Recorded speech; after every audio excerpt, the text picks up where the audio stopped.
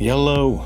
Seeing this on trending, Ryan Garcia was teaching these two how to fight, Dixie and Addison Rae. Instantly, you can tell Addison Rae has done some previous training because of the way she makes a fist, which definitely wasn't instructed by Ryan Garcia, as you can note how he and Dixie are forming their hands differently.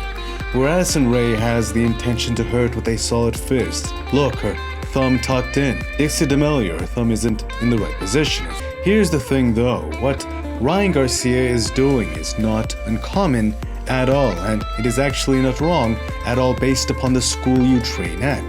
There are many different teachings when it comes to how to make a fist, and of course the points of contact for that fist are also brought into consideration, like Jack Dempsey, Muhammad Ali, Bruce Lee. They all focused on striking with the bottom 3 knuckles, where other schools would tell you to land with all 4, or more commonly making a strong fist and just connecting with the first 2 biggest knuckles.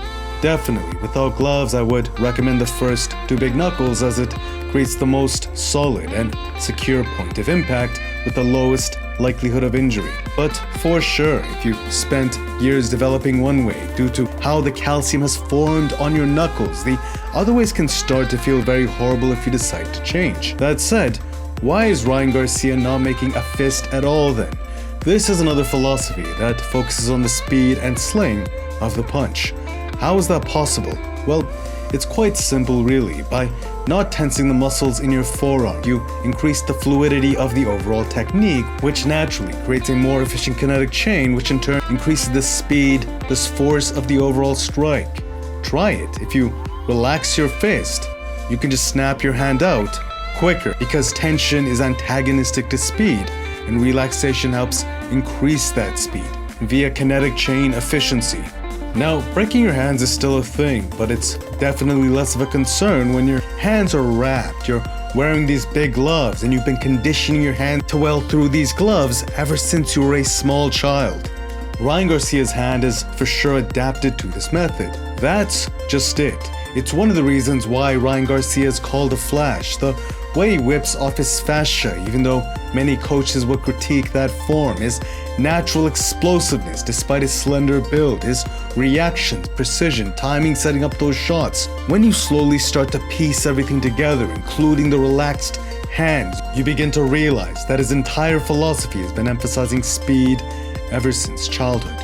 Young Zeus, slinging bolts. I don't believe there is one ideal way to punch, because there's many things to consider for the individual fighter and their fighting styles.